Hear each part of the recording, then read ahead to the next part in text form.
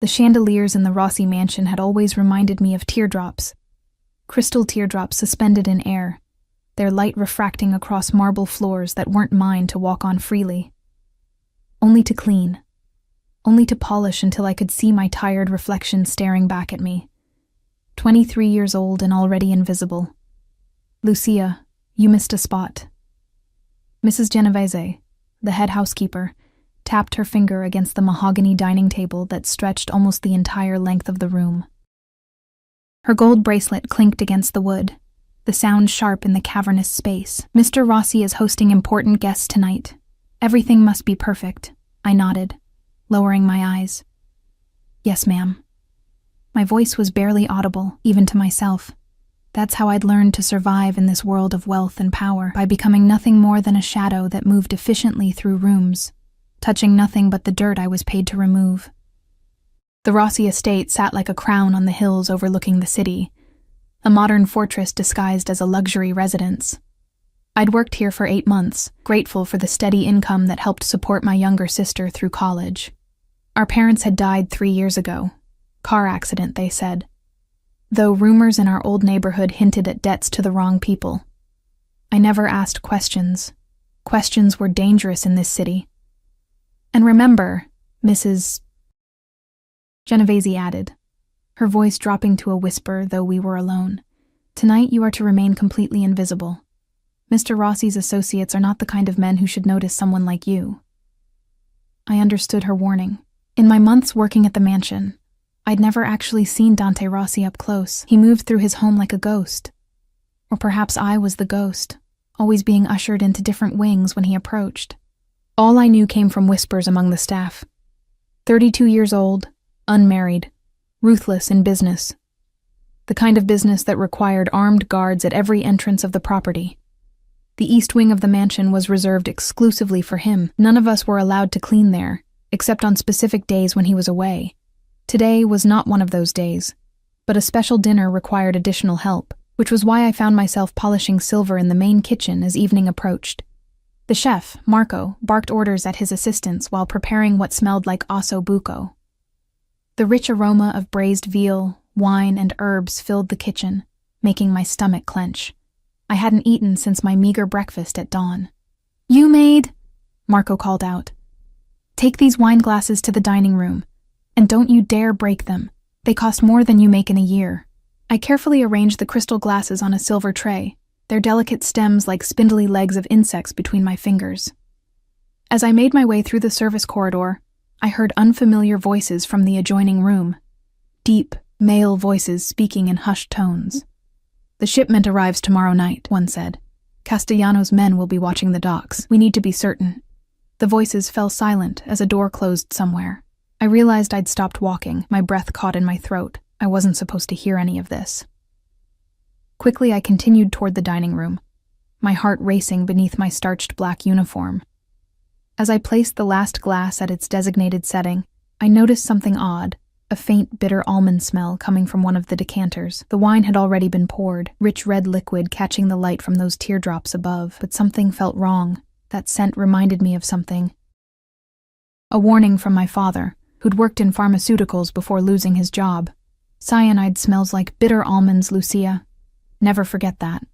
My hand trembled as I reached for the decanter. It was positioned at the head of the table, Mr. Rossi's seat. I glanced around nervously. No one was watching. The staff were all busy with final preparations in other areas. I brought the crystal to my nose and inhaled slightly. There it was again. Unmistakable. My heart hammered against my ribs. What was I supposed to do? Who would believe a maid's suspicions about poisoned wine? And if I was wrong, I'd lose my job instantly. "What are you doing?" The voice froze me in place. I nearly dropped the decanter, catching it with fumbling hands at the last moment. Turning, I found myself face to face with Mrs. Genovese. Her thin eyebrows arched so high they disappeared beneath her graying hair. I'm sorry, ma'am. I thought I noticed something odd about this wine." "Your job is to serve, not to think." She snatched the decanter from my hands. "Return to the kitchen immediately. You've been reassigned to washing dishes tonight." I hesitated, my mouth opening to protest, but the sharp look in her eyes silenced me. With a quick curtsy, I retreated toward the kitchen, my mind racing. What if I was right? What if someone had poisoned Mr. Rossi's wine? But why would anyone listen to me, the invisible maid who barely spoke above a whisper? I was halfway down the service corridor when I made my decision. Turning abruptly, I headed for the security office instead. Mr. Leone, the head of security, had always been kind to me. Perhaps he would listen. The security room was empty except for one guard watching the monitors. Not Mr. Leone. "Excuse me," I said, my voice cracking. The guard turned, irritation flashing across his face at being interrupted. "I need to speak with Mr. Leone immediately. It's important. About tonight's dinner. Mr. Leone is with the boss. Whatever you need can wait." He turned back to the screens. "Please," I insisted, surprising myself with my boldness. "I think someone may have tampered with Mr. Rossi's wine. I smelled something like bitter almonds." The guard laughed, cutting me off. "The little maid thinks she's a detective now? Go back to your mop, sweetheart." Heat rushed to my face. Shame and frustration warred within me. But underneath it all was fear, not for myself, but for what might happen if I was right and did nothing. I left the security office, my mind churning through options. The dinner would start in less than 20 minutes. Mr. Rossi's life could depend on what I did next. In a moment of desperate inspiration, I slipped into an empty bathroom and pulled out my phone. The staff had been given a number to call in case of maintenance emergencies. It connected directly to the household manager, who would then contact Mr. Rossi if necessary. I'd never used it before. None of us had. Using this line for anything less than a true emergency meant immediate termination. My fingers trembled as I dialed. "This is Davidson," a clipped voice answered. "Sir, I'm sorry to disturb you, but this is Lucia Esposito, one of the maids. I have reason to believe someone has poisoned the wine intended for Mr. Rossi tonight. It smells of bitter almonds, which could indicate cyanide." "Ms. Esposito," Davidson interrupted, his voice cold with disbelief. "Do you understand the consequences of making false accusations in this household?" "Yes, sir, but return to your duties immediately. We'll discuss your employment status tomorrow morning." The line went dead. I stared at my phone in disbelief, tears stinging my eyes. No one would listen. No one would believe the maid with the wild story about poisoned wine. There was only one option left. I would have to warn Mr. Rossi directly. The thought made my stomach clench with terror. Staff never approached Mr. Rossi. Ever. But what choice did I have? I couldn't let someone die because I was too afraid to speak up. Leaving the bathroom, I moved with purpose toward the main part of the house. The guests would be arriving soon, and Mr. Rossi would be greeting them in the grand foyer. If I could just get a moment of his attention. I rounded the corner and froze. Standing in the hallway, deep in conversation with Mr. Leone, was a man I instantly recognized despite never having seen him up close before. Dante Rossi. Even in stillness, he emanated power. Tall, with broad shoulders, accentuated by his impeccably tailored black suit. Dark hair swept back from a face that artists would want to sculpt, all sharp angles and perfect symmetry. But it was his stillness that struck me most. The controlled precision of a predator who never needed to rush, because prey inevitably came to him. My courage faltered. What was I thinking? This man could destroy my life with a word.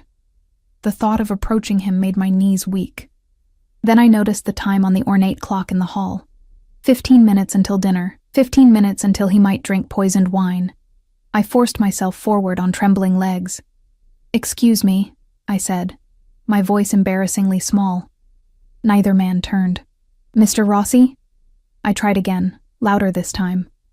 Both men turned simultaneously. Mr. Leone's face darkened with anger, but I kept my eyes fixed on Dante Rossi.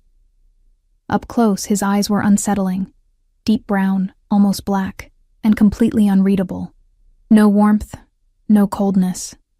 Just intense observation. "Sir, I apologize for the interruption, but there's something you need to know before dinner." The words tumbled out too quickly. "I believe someone has poisoned your wine. It smells of bitter almonds, which could be cyanide, and I tried to tell security and Mr. Davidson, but no one would listen to me, and I know I shouldn't approach you directly, but I couldn't just say nothing if there's a chance." "Enough." The single word from Rossi's lips silenced me instantly. He hadn't raised his voice at all, yet that one quiet word seemed to suck all the air from the corridor. "What is your name?" "Lucia Esposito, sir. I work as a maid in the East Wing." His gaze intensified, studying me as if I were a puzzle with missing pieces. "Leone, have the wine tested immediately." "Boss, this is ridiculous. She's just a maid looking for attention." "Now." Again, that quiet voice that somehow contained absolute authority. Mr. Leone gave me a withering look before hurrying away. Dante Rossi continued to watch me, his expression unreadable. "How did you recognize the smell of cyanide, Lucia Esposito?" The way he said my name sent an involuntary shiver down my spine. "My father worked in pharmaceuticals, sir," he taught me. A ghost of a smile touched his lips, there and gone so quickly I might have imagined it. "And you risked your position here to warn me?" I nodded, dropping my gaze to the floor. "It was the right thing to do, sir." He said nothing for so long that I risked glancing up. He was still watching me with that same intensity, as if trying to see through my skin to whatever lay beneath. "Return to your duties," he finally said. "Leone will find you later." I understood the dismissal and backed away, my heart still racing. As I turned to go, his voice stopped me once more. "Lucia." Just my first name this time, spoken differently, softer. "Thank you." I nodded, unable to form words, and hurried back to the safety of the service corridors. My hands wouldn't stop shaking. I'd spoken directly to Dante Rossi and lived to tell about it. But the night was far from over, and I had no idea what consequences awaited me. 3 hours later, I was scrubbing pots in the kitchen when Mrs. Genovese appeared at my side. "Come with me," she said, her expression giving nothing away. I dried my hands on my apron, anxiety coiling in my stomach. This was it. I was about to be fired, or worse. She led me through the quiet house to a part of the mansion I'd never entered before. Mr. Rossi's private study. My palms grew damp with each step. When she knocked softly on the heavy wooden door, I thought I might faint. "Enter," came that same quiet, commanding voice from earlier. Mrs. Genovese opened the door, nodded for me to go in, and then left, closing the door behind me. Dante Rossi sat behind an enormous desk of dark wood, the lamp beside him casting dramatic shadows across his face. The room smelled of leather, expensive cologne, and old books. "You were right," he said without preamble. "The wine contained enough cyanide to kill everyone at the table 3 times over." I exhaled a shaky breath I hadn't realized I was holding. "I'm glad it was discovered in time, sir." "Indeed." He leaned forward slightly, the movement causing light to shift across his features. "Leone tells me that you tried to warn security before coming to me directly." "Yes, sir." "And no one believed you."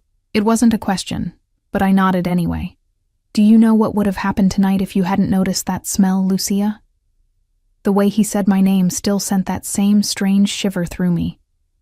"You would have died, sir, along with my captains and their wives. 12 people." His voice remained calm, conversational even. 12 deaths prevented because a maid noticed something everyone else missed. He stood suddenly, causing me to take an involuntary step backward. "Do you know who would want me dead, Lucia?" No, sir." He smiled then, a cold expression that never reached his eyes. "The list is quite long, I assure you." He moved from behind his desk with a fluid grace of a predator, and I fought the urge to retreat further. Every instinct warned me to keep distance between us, yet I remained rooted to the spot as he approached. "What do you know about me, Lucia?" His voice was deceptively soft. "Very little, sir." I kept my eyes lowered, focusing on the pattern of the carpet beneath my feet. "Only what the staff says." "And what do they say?" There was amusement in his tone now. I hesitated, choosing my words carefully.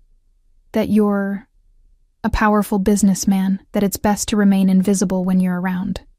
"Invisible." He repeated the word thoughtfully. "Yet you chose to make yourself very visible today." My heart hammered against my ribs. "I couldn't let you die, sir, even knowing who I am, what I do."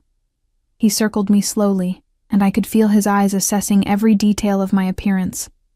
The simple black uniform, my dark hair pulled back in a practical bun, my hands still reddened from hot water and cleaning chemicals.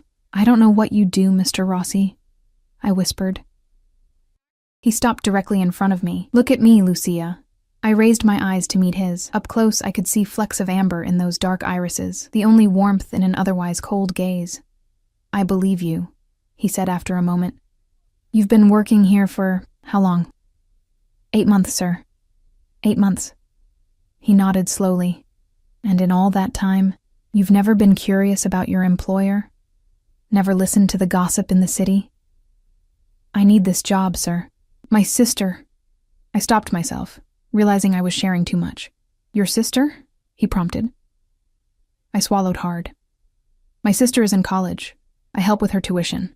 Something shifted in his expression, so subtle I might have imagined it. "Family is important," he said quietly.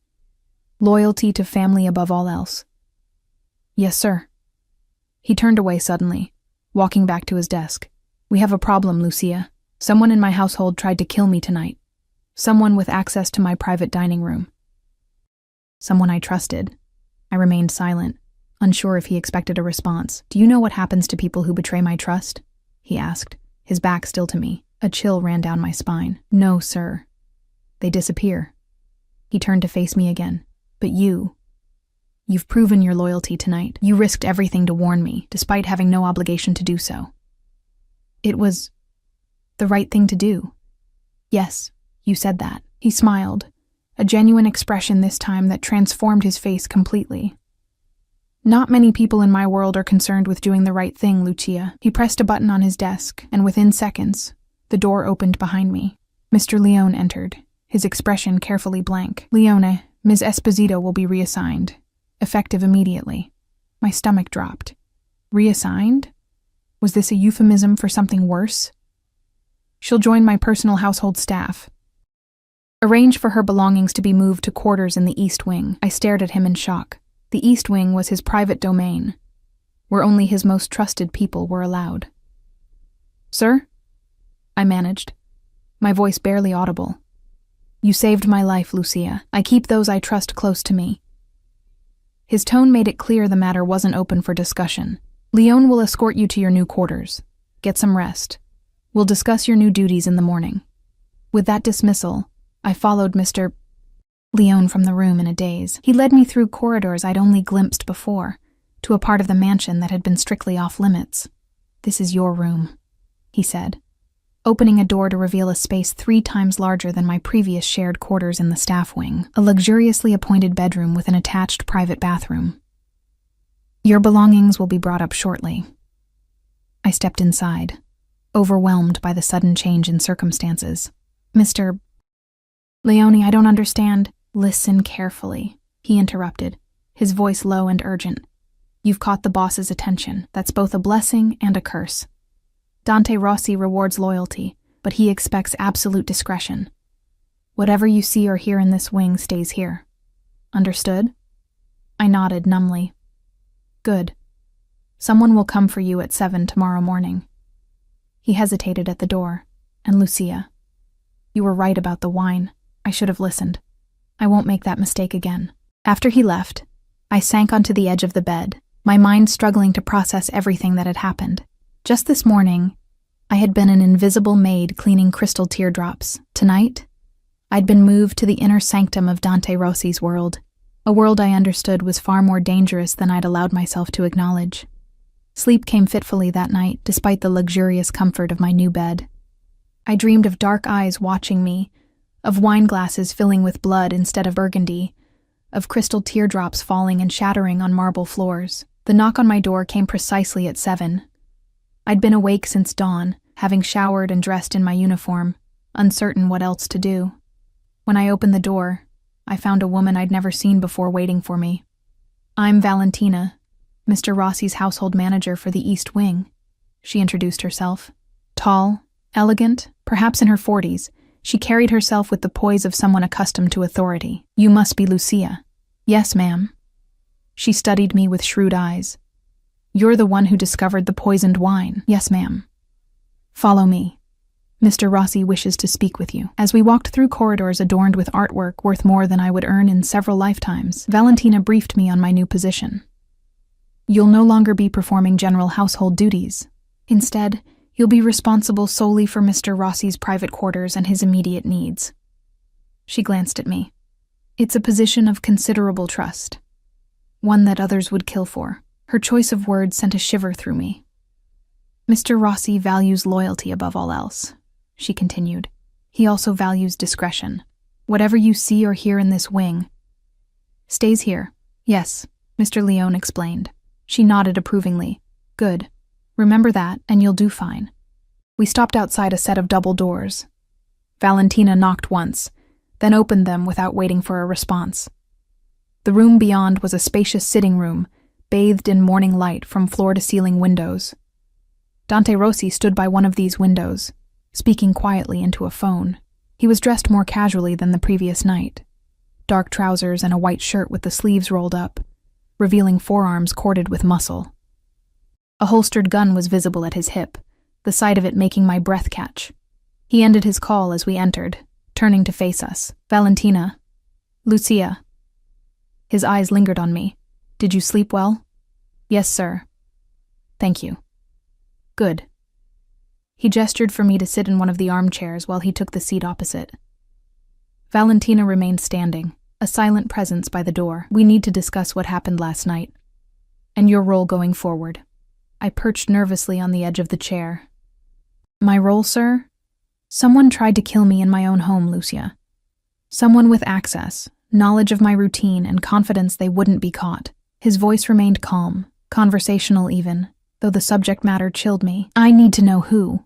I don't understand how I can help with that, sir.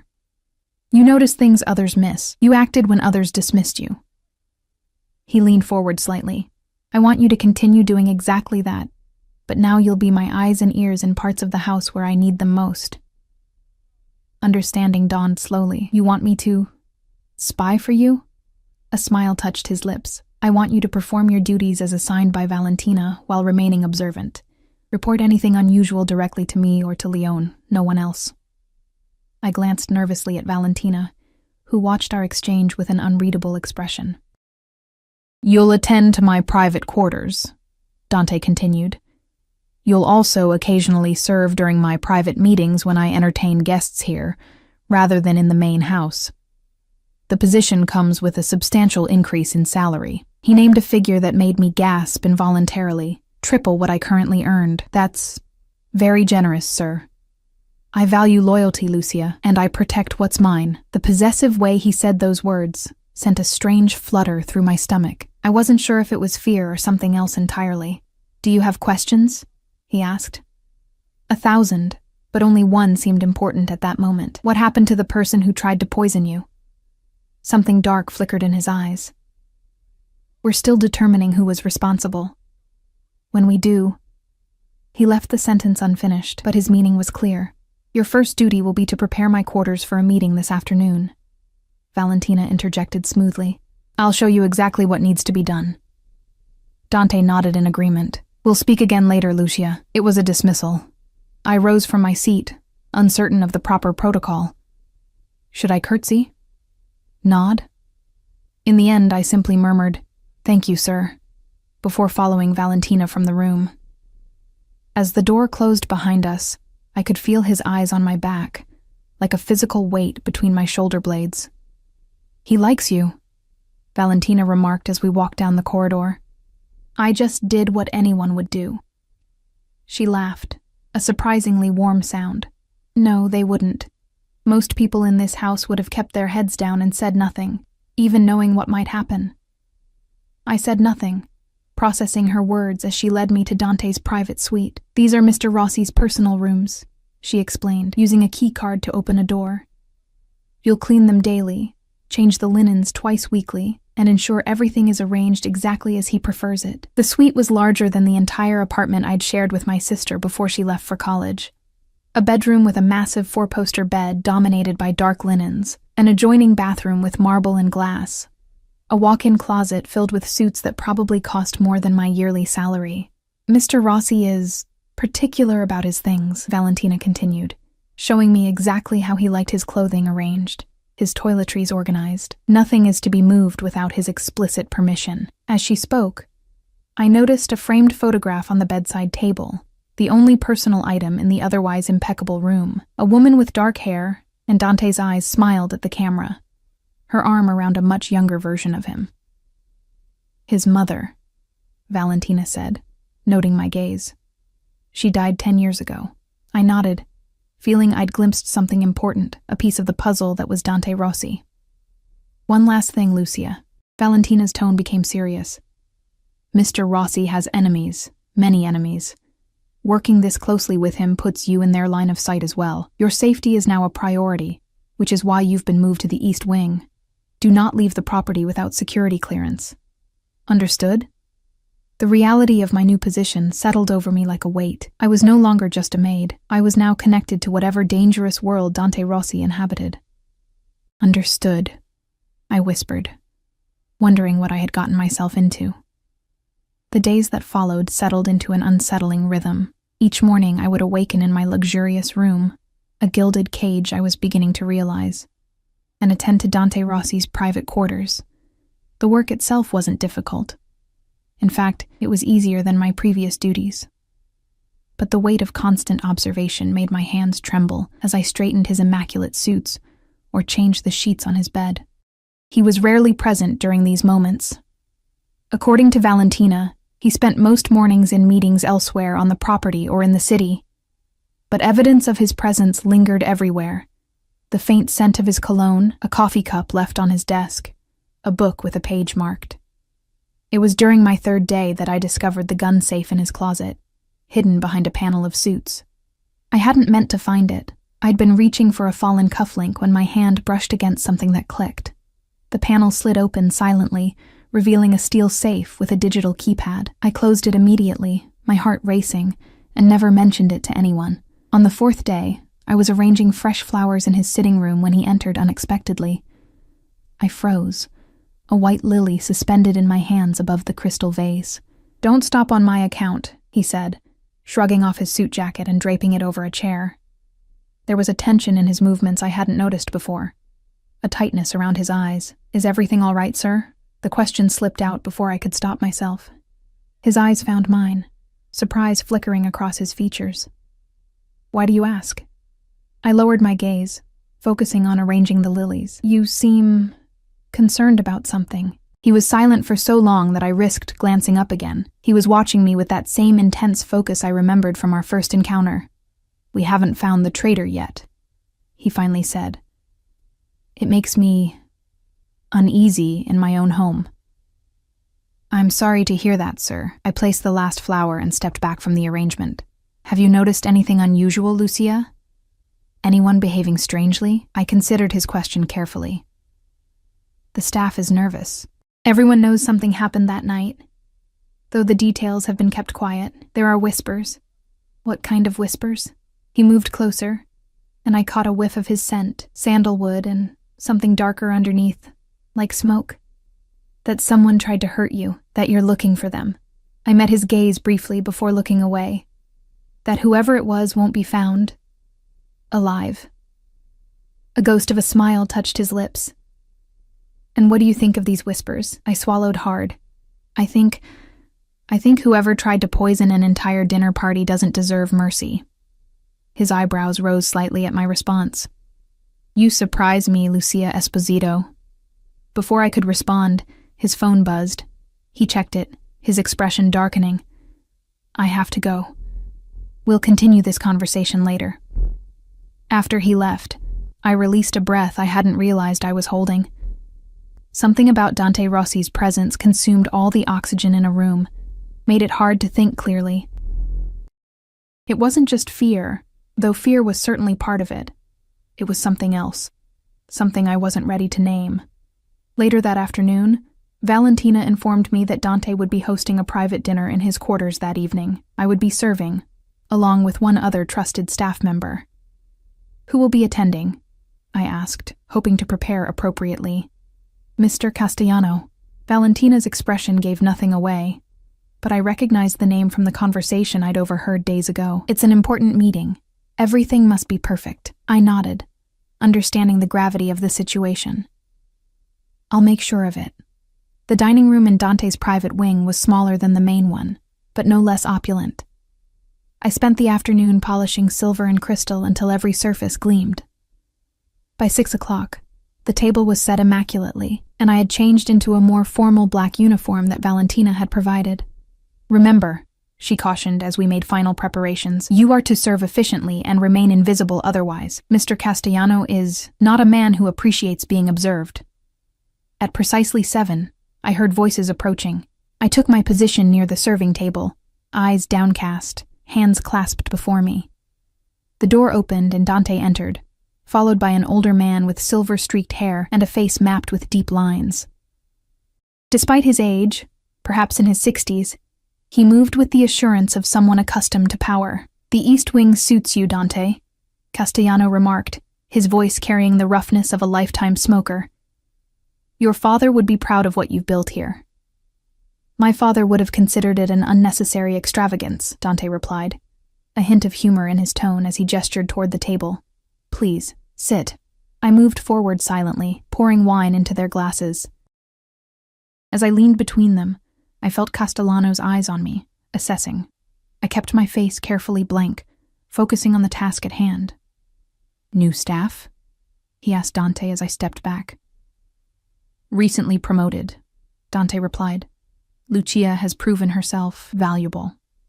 The way he said my name sent an involuntary shiver through me, Castellano noticed, his lips curving in a knowing smile that made my skin crawl. "I see." He took a sip of his wine, eyes still on me. "Pretty little thing." Dante's expression didn't change, but something in the air did. A subtle shift in tension, like the moment before lightning strikes. "Lucia, bring the first course." I hurried to comply, grateful for the excuse to leave the room. In the kitchen, Marco handed me 2 plates with artfully arranged appetizers. "Don't spill," he warned, as if I needed the reminder. When I returned, the conversation had shifted to business. "The shipment arrived safely, despite your concerns," Dante was saying. "My men reported no surveillance at the docks." Castellano frowned. "That's what concerns me. Bianchi's people should have been watching. The fact that they weren't means either they've given up, which we know isn't true, or they're planning something else." I placed their plates before them silently, careful not to react to what I was hearing. "Perhaps they were watching a different location," Dante suggested. "The information could have been planted." "Perhaps." Castellano didn't look convinced. "Or perhaps there's another explanation." His eyes drifted to me again. "How well do you know your staff, Dante?" I felt a cold weight settle in my stomach. "Well enough," Dante replied, his voice carrying a warning edge. "After what happened at your dinner party, can you be sure?" Castellano gestured vaguely with his fork. "Poison in your wine. It suggests someone very close to you has been compromised." My hands trembled slightly as I refilled their water glasses. Dante noticed, his eyes tracking the movement before returning to his guest. "I'm handling the situation," he said firmly. "Let's focus on the Bianchi problem. Their territory has expanded 3 blocks east in the last month." The conversation continued, drifting into details of businesses, territories, and names I didn't recognize. I served each course methodically, trying to remain as unobtrusive as possible while processing what I was hearing. It was becoming increasingly clear that Dante Rossi was not simply a businessman, as I'd naively told him. The empire he controlled existed in shadows, built on activities I didn't want to name. Yet despite this realization, I couldn't reconcile the man who kept his mother's photo by his bedside with the cold calculation I was witnessing. There were layers to Dante Rossi that I couldn't begin to understand. Didn't want to understand. As I cleared their dessert plates, Castellano's phone rang. He checked it, then stood abruptly. "I need to take this. Excuse me." Once he'd left the room, Dante turned to me. "What did you think of our guest, Lucia?" The question caught me off guard. "It's not my place to have opinions, sir." "I'm asking for your opinion nonetheless." I hesitated, weighing my words carefully. "He seems concerned about something he's not saying directly." Dante nodded slowly. "Good observation. What else?" "He doesn't trust me, or any of your staff." I met his eyes briefly. "He thinks someone close to you betrayed you." "And what do you think?" I set the plates down, suddenly tired of pretending I hadn't heard everything. "I think he might be right. Someone in this house tried to kill you, and they haven't been caught. That means they're still here, possibly still planning. Something like approval flashed in his eyes. Continue serving as if nothing has changed when he returns. I want to see how he behaves. Castellano returned moments later, his expression troubled. The conversation resumed, but there was a new tension in the air. As I poured coffee, I noticed him watching me with increased suspicion. "Have we met before?" he asked suddenly, interrupting Dante mid-sentence. I froze. "No, sir. I don't believe so." "You look familiar." He studied my face with narrowed eyes. "Where did you work before coming here?" "The Bellini Hotel, sir, as housekeeping staff." His eyes widened slightly with recognition. "The Bellini. Of course. You cleaned my suite once, didn't you? About a year ago." I hadn't. But the intensity of his gaze made me hesitate. Before I could respond, Dante interjected smoothly. "Lucia, please bring us the cognac from my study." Grateful for the reprieve, I hurried from the room. In Dante's study, I located the crystal decanter of amber liquid, my hands still shaking slightly. I didn't understand Castellano's interest in me, but it felt dangerous, like standing too close to a cliff edge. As I re-entered the dining room with the cognac, I caught the end of their conversation. "Still don't trust it," Castellano was saying. "The timing is too convenient." "I've known her family for years," Dante replied, his voice carrying a finality that brooked no argument. "Her loyalty is not in question." They fell silent as I approached, and I realized with a start that they had been discussing me. Dante's claim about knowing my family was a lie. He'd only learned my name days ago. But why would he lie to protect me? I served the cognac and stepped back, my mind racing. The atmosphere in the room had shifted again, charged with an undercurrent of tension I couldn't fully decipher. After Castellano finally departed, escorted by Leone, Dante remained at the table, swirling the last of his cognac thoughtfully. I began clearing the remaining dishes, hyper-aware of his presence. "He suspects everyone," Dante said suddenly. "It's how he's survived so long in this business." I paused, a coffee cup balanced in my hand, including me. "Especially you." He set his glass down and looked up at me. "You appeared in my household just months before an attempt on my life, and now you've been moved to my private quarters. From his perspective, it's suspicious." "From your perspective?" I asked, surprising myself with my boldness. A smile touched his lips. "From my perspective, Lucia, you're the only person in this house I'm certain I can trust." The weight of his words settled between us. Trust, I was learning, was the rarest currency in Dante Rossi's world, more valuable than the millions he undoubtedly controlled. "Be careful around Castellano," he added, his voice dropping to a near whisper. "If he approaches you when I'm not present, report it to me immediately." I nodded, understanding the warning for what it was. "Yes, sir." As I turned to leave with the tray of dishes, his voice stopped me once more. "Lucia." I looked back at him. "Thank you for your service tonight. You did well." It was a simple compliment, yet the approval in his eyes made something warm unfurl in my chest, a feeling I immediately tried to suppress. Dangerous, I reminded myself. Everything about this man and his world was dangerous, but as I retreated to the kitchen, I couldn't shake the feeling that I was already being pulled into his orbit, like a satellite caught in the gravity of something much larger and more powerful than myself. A week passed in this strange new reality. Each day, I moved through Dante Rossi's private spaces like a ghost, arranging, cleaning, observing. Each day, I learned more about the man whose life I had saved, fragments that didn't quite fit together into a coherent whole.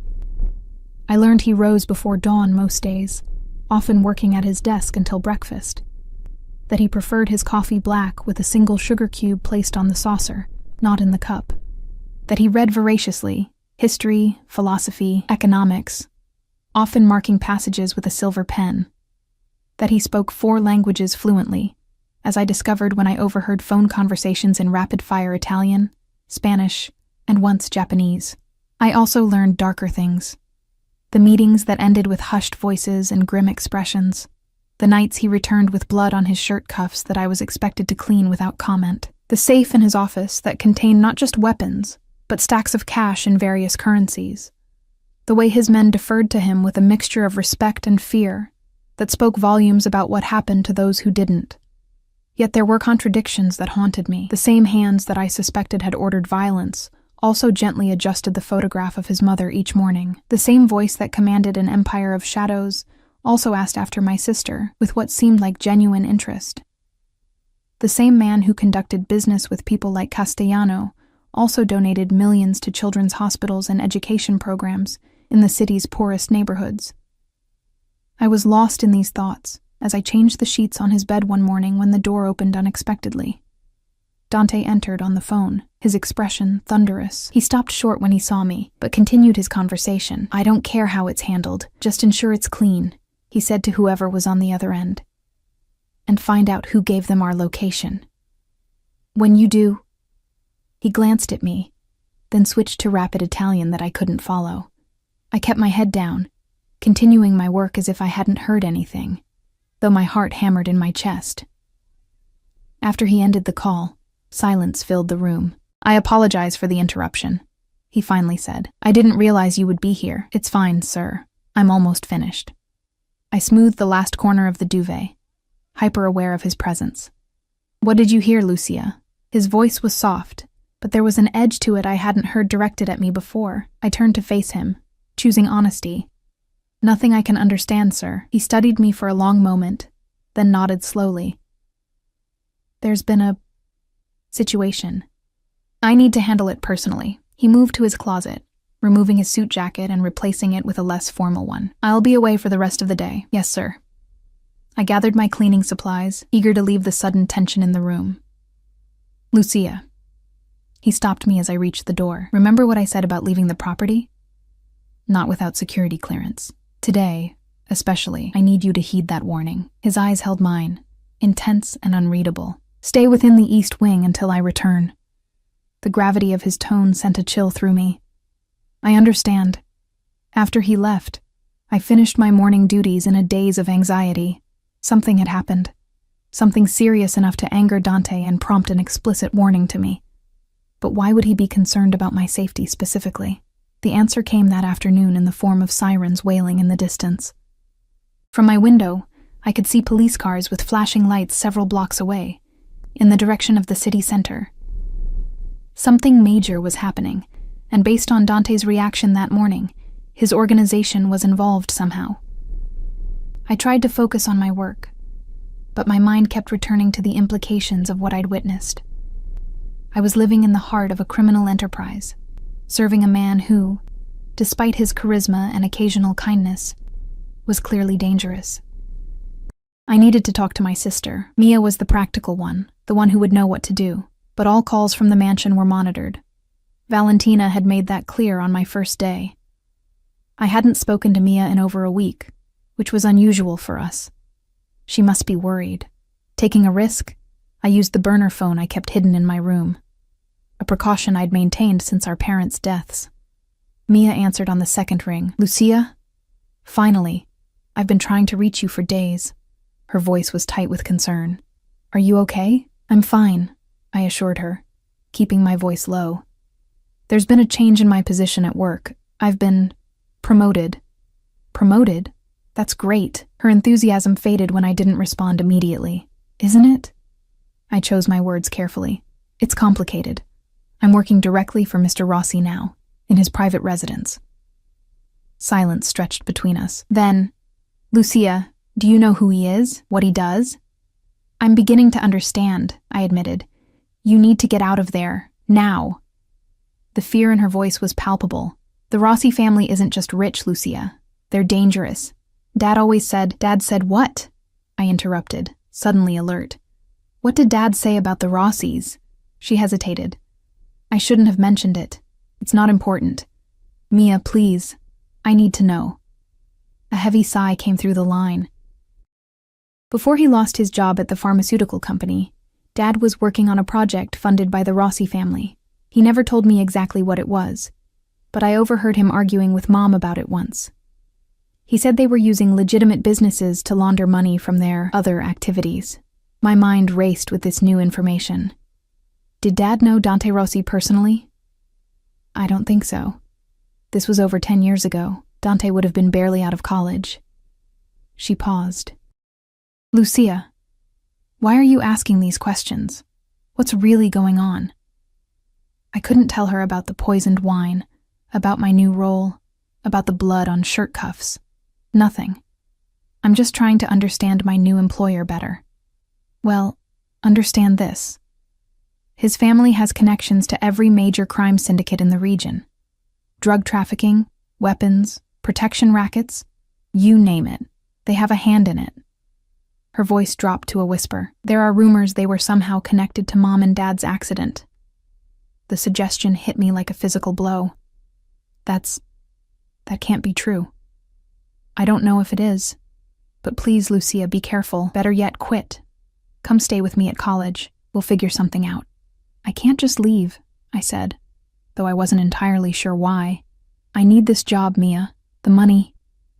I trailed off, realizing with a start that it wasn't just about the money anymore. Something else kept me tied to this place. To him. Money isn't worth your life, Lucia. After promising Mia I would be careful, I ended the call and hid the phone again. My mind was whirling with questions. Could Dante's family have been involved in my parents' deaths? Was that why he seemed interested in me specifically? Did he know who I was all along? The sound of commotion outside interrupted my thoughts. I moved to the window to see several black SUVs pulling into the courtyard below. Men poured out, surrounding a central vehicle as its door opened. Dante emerged, his suit immaculate as always, but his face set in hard lines. Behind him, two of his men half-carried another figure, a man whose face was covered in blood, barely conscious. I stepped back from the window, my heart racing. Whatever situation Dante had left to handle had clearly turned violent. The reality of who he was, what he was, crashed over me anew. I was still standing there when a knock came at my door. I opened it to find Leon, his expression grim. Mr. Rossi wants to see you. Now. I followed him through the corridors, my mind racing with possible scenarios, none of them good. Had Dante somehow discovered my conversation with Mia? Did he know about my father's connection to his family? Leon led me not to Dante's office or quarters, but to a part of the east wing I'd never entered before. We descended a flight of stairs and passed through a security door that required his fingerprint to open. Beyond lay a sterile-looking corridor, more reminiscent of a hospital than a mansion. He stopped before a nondescript door. He's waiting inside. With trembling hands, I pushed the door open. The room beyond was indeed set up like a medical facility, monitors, cabinets of supplies, and in the center, an examination table where the bloodied man from the courtyard lay. Dante stood beside him, his suit jacket removed, sleeves rolled up to reveal forearms spattered with blood not his own. A man I didn't recognize worked on the injured man, inserting an IV line with practiced efficiency. "Lucia," Dante said, looking up as I entered. "I need your help." I stood frozen in the doorway, unable to process what I was seeing. I'm not a doctor." "No, but your father worked in pharmaceuticals. You recognize cyanide by its smell." He gestured me forward. "This man has been poisoned. Something slow-acting that our doctor is having trouble identifying." I approached cautiously, the metallic scent of blood mingling with antiseptic in the air. The injured man was younger than I'd first thought. Perhaps only a few years older than me. His breathing was labored, his skin ashen beneath the blood from what looked like a head wound. "Who is he?" I asked. "My cousin, Carlo." Something flashed in Dante's eyes. Genuine concern, perhaps even fear. He was investigating the poisoning attempt against me when he was attacked. They made him drink something. The doctor looked up at me doubtfully. "Mr. Rossi says you have knowledge of toxins." Only what my father taught me." I leaned closer, examining the patient. "What are his symptoms?" "Respiratory distress, arrhythmia, disorientation. It's progressing rapidly," the doctor answered. I thought back to my father's warnings, the chemical compounds he'd taught me to fear. "Has he vomited?" "Yes, immediately after ingestion, according to the men who found him." "Check for methyl alcohol poisoning," I suggested. "It's sometimes used in antifreeze, but it can be concentrated. The symptoms match, and it's easily obtained." The doctor's eyebrows rose, but he immediately began preparing a treatment. "If you're right, We need to administer ethanol to compete with the methanol metabolism, then hemodialysis. I stepped back as he worked, suddenly aware of Dante watching me intently. How did you know? He asked quietly. My father dealt with a case of industrial sabotage once. Someone poisoned a competitor's products with methanol. He made sure I knew the symptoms. I met his gaze steadily. Why did you bring me here? You have a doctor. Because I trust you, Lucia. He moved closer, his voice low enough that only I could hear. And because I needed to see something for myself. What? Whether you would help save a member of the family that might be responsible for your parents' deaths. I felt the blood drain from my face. You know about my parents?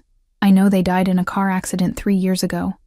I know your father worked for a pharmaceutical company that had connections to my family's businesses. His eyes never left mine. I've had Leon investigating everyone in my household since the poisoning attempt. Your background caught my attention. Did your family have something to do with their deaths? The question burned in my throat. No. His answer was immediate, definitive. But I understand why you might think so.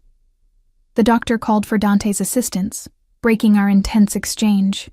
As they worked together to save Carlo's life, I stood in the corner, my mind reeling. Dante knew who I was, had perhaps known all along, yet he still trusted me, even knowing I might have reason to hate his family. An hour later, Carlo was stabilized. The treatment for methanol poisoning was underway, and the doctor was confident he would recover. As we left the makeshift medical room, Dante placed his hand lightly on my lower back, guiding me toward his office. We need to talk, he said simply. In his office, he poured 2 glasses of whiskey, offering one to me. I accepted it with shaking hands. Your father was Matteo Esposito, he said without preamble. He worked for Novartis Pharmaceuticals until about 8 years ago. I nodded, unable to form words. Novartis was partially funded by my family's investment group. Your father was developing legitimate medical compounds, Lucia. Whatever he may have suspected about the source of the funding, he was doing good work. Then why did he lose his job? I asked, finding my voice. He discovered irregularities in the company's financial records. He was asking questions. Dante took a sip of his whiskey. My father had him terminated. And 3 years later, my parents died in an accident. Dante set his glass down. It was truly an accident, Lucia. I've confirmed this personally. A drunk driver crossed the center line on the coastal highway. There was no connection to my family. I wanted to believe him. Desperately. But doubt lingered. Why should I trust anything you say? I've seen what you're capable of. Have you? He moved closer, until I could feel the heat radiating from his body. You've seen fragments, Lucia. Glimpses of a world you don't understand. I understand enough, I whispered. The blood on your clothes, the man you brought in tonight, the conversations about territories and rivals. You're not just a businessman. No, I'm not. His honesty startled me. I am the head of a family with many interests, some of which operate outside conventional laws. But everything I do protects what's mine. My family, my people, my territory. And what am I in all this? The question escaped before I could stop it. Something changed in his expression, softened, yet intensified at the same time. You, Lucia Esposito, are the woman who saved my life. The woman who just helped save my cousin's life. The woman I cannot seem to stop thinking about, despite every instinct telling me I should keep my distance. My breath caught in my throat. Why? Because I protect what's mine, he repeated, his voice dropping to a near whisper, and I'm beginning to think that includes you. His words hung in the air between us, heavy with implications I wasn't ready to face. I set my untouched whiskey on the desk and took a step back, creating distance I desperately needed to think clearly. I'm your employee, I said carefully. Nothing more. A ghost of a smile touched his lips. We both know it's more complicated than that. He didn't move to close the distance I'd created, instead watching me with that intense gaze that seemed to see through every defense. You've become entangled in my world, Lucia. The question is what we do about it now. What options do I have? I asked, surprising myself with the directness of the question. You could leave. He gestured vaguely toward the door. I would ensure you and your sister were financially secure, new identities, a fresh start somewhere far from here. The offer stunned me. You would let me go? Just like that? It would be difficult. Something flickered in his eyes, vulnerability, so brief I might have imagined it. But yes, if that's what you truly wanted.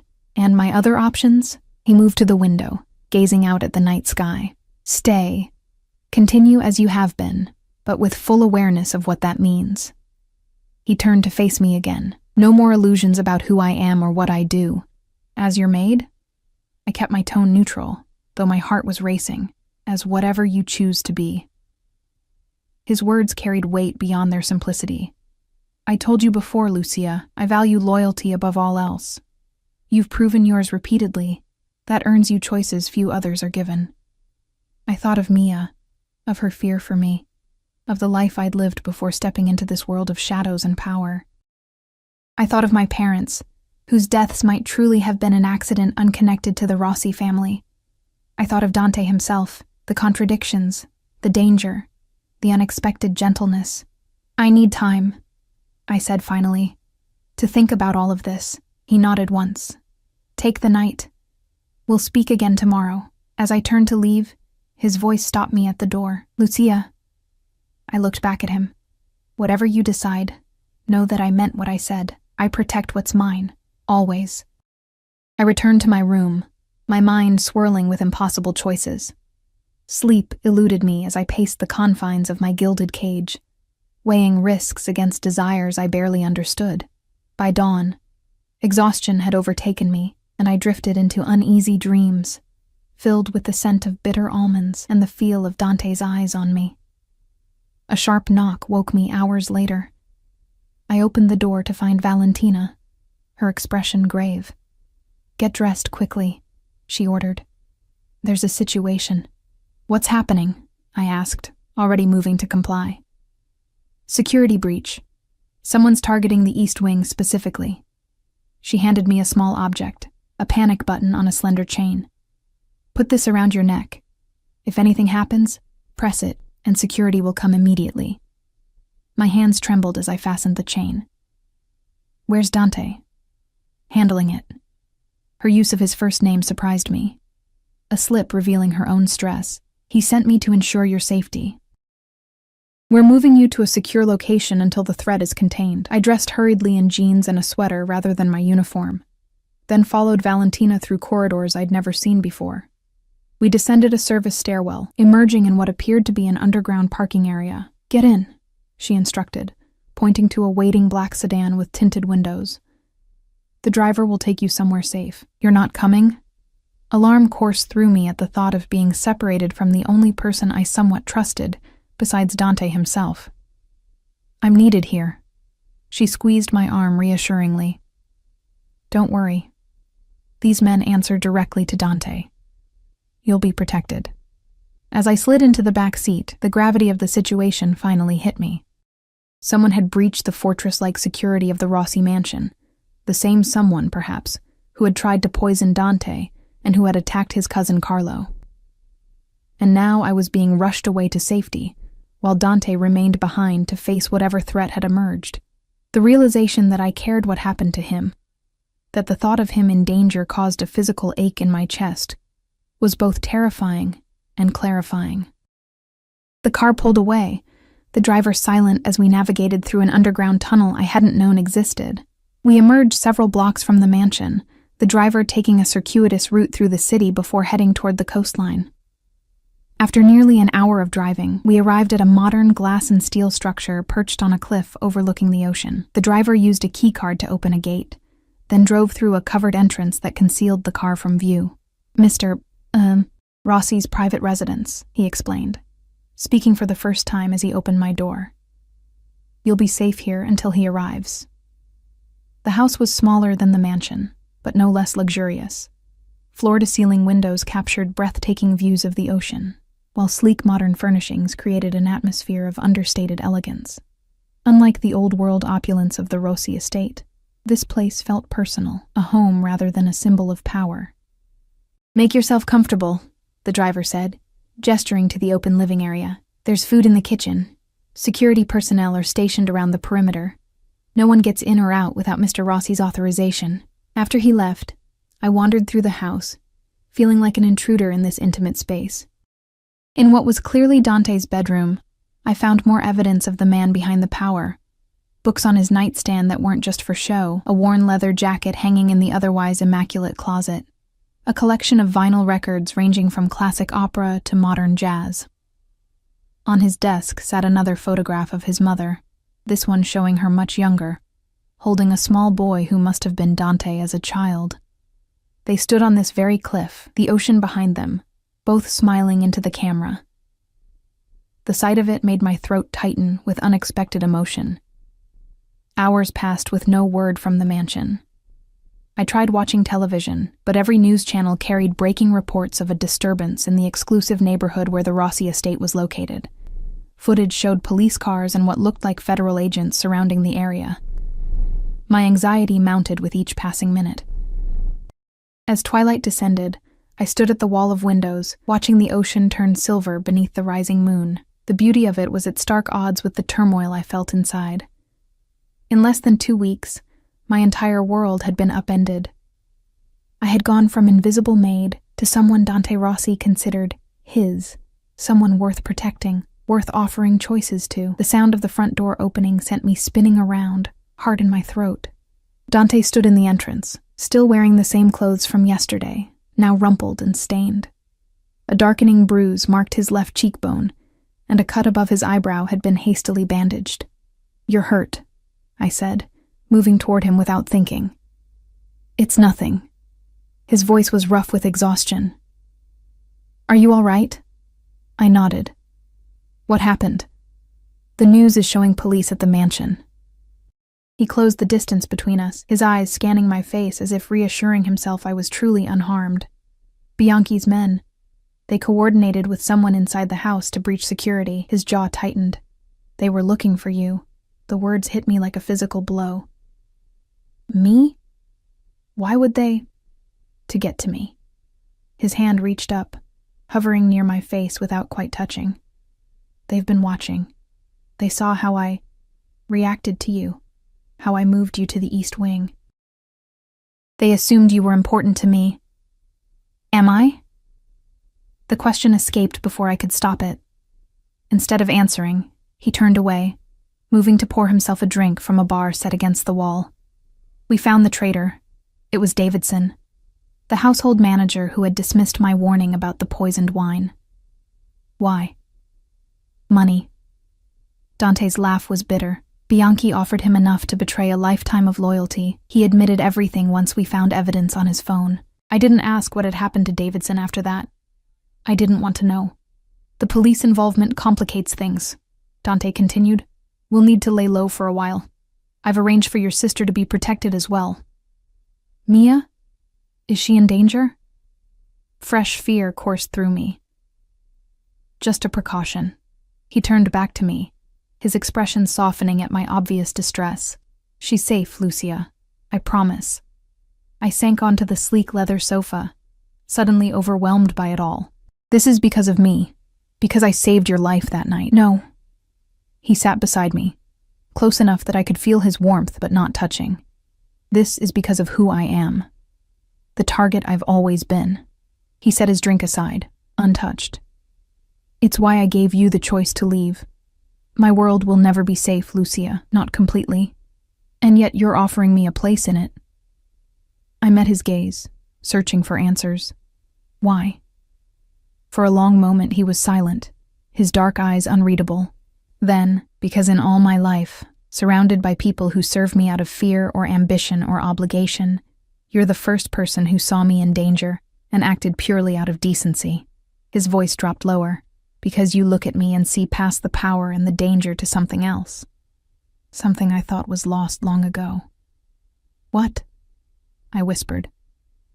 "The possibility of being more than what this life has made me." The raw honesty in his voice undid something in me, some final resistance I'd been clinging to. Without thinking, I reached out and touched the bruise on his face, my fingers gentle against his skin. He caught my wrist, his grip firm, but not painful. "Have you decided, Lucia? Will you stay or go?" In that moment, looking into his eyes, I knew my decision had been made the night I'd walked up to him in that hallway, risking everything to warn him about poisoned wine. Something had connected us in that instant. Something beyond logic or safety or good sense. "I'll stay," I said softly. "Not as your maid, not as your employee, but as someone who chooses to be here, knowing exactly what that means." Relief and something deeper flickered across his features. Slowly, giving me every chance to pull away, he drew me closer until our foreheads touched. "I will keep you safe," he promised, his voice a low murmur against my skin. "Whatever comes, whatever You are it mine takes." to protect now, Lucia Esposito. "And you," I whispered back, surprising myself with my boldness, "are mine to save, as many times as necessary." A rare, genuine smile transformed his face. "I believe you would." His hand moved to cup my cheek, my fierce little maid who stopped an empire from falling with nothing but her senses and her courage, as his lips finally met mine in a kiss that felt like both an ending and a beginning. I understood the choice I had made. I had stepped fully into Dante Rossi's world of shadows and power and danger, but I had also found something unexpected within it, something real and true between two people who had recognized in each other a kindred spirit, against all odds. The path ahead would never be easy. There would always be enemies, always be threats. But as Dante's arms encircled me, drawing me against the solid strength of him, I knew with absolute certainty that I was exactly where I belonged, no longer invisible, no longer powerless, but chosen and cherished by the